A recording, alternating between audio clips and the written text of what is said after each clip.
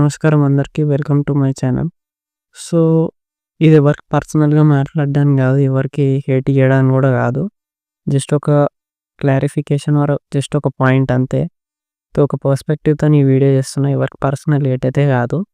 So, first of all cinema నిన్న 'game changer' release అయింది. High ఎక్స్‌పెక్టేషన్స్‌తోని fans ఉండే. అసలు ఫస్ట్ ఆఫ్ ఆల్ పాయింట్ చెప్పాలంటే శంకర్ గారు డైరెక్ట్ చేసిండ్రు. ప్లస్ ధీరరాజ్ ప్రొడక్షన్, రామ్ చరణ్ గారు కమ్‌బ్యాక్ ఆఫ్టర్ 'RRR' అన్ని ఫ్యాక్టర్స్ ఉన్నాయి. కానీ ఎందుకో సినిమా అసలు నిన్న వాళ్ళ ఫ్యాన్స్‌కి గూడా నచ్చలే. బాలేదని డిక్లేర్ అయిపోయింది సినిమా నిన్ననే.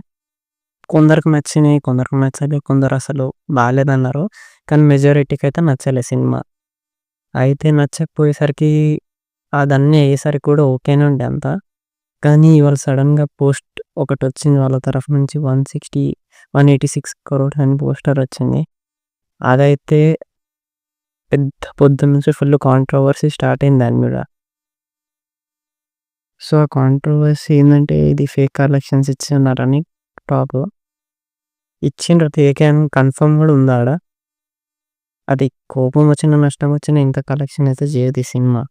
85 crores పక్కా ఉండే సినిమా. కానీ 186 crores అయితే ఫేక్ కలెక్షన్స్. ఇదైతే కన్ఫర్మ్. ఇదేదో రామ్ చరణ్ గారు పర్సనల్‌గా అయితే చేయలే. సో, రిక్వెస్ట్ ఏందంటే రామ్ చరణ్ గారికి ఎందుకు ఇందులో ఇన్వాల్వ్ చేస్తున్నారు? యాక్చువల్ ఆయనది కూడా తప్పుంది ఇదంతా అప్పుడే ఆపేయడం. అని ఇగ చూద్దాం ముందు ఏమేం స్టెప్స్ వీళ్ళు తీసుకుంటారో. ఇదైతే confirm fake collections. 85 crore, 90 crore day 1 అంతే. దీనికంటే ఎక్కువ రాలే. ఎందుకంటే చాలా మిక్స్డ్ రివ్యూస్ ఉన్నాయి సినిమాకి.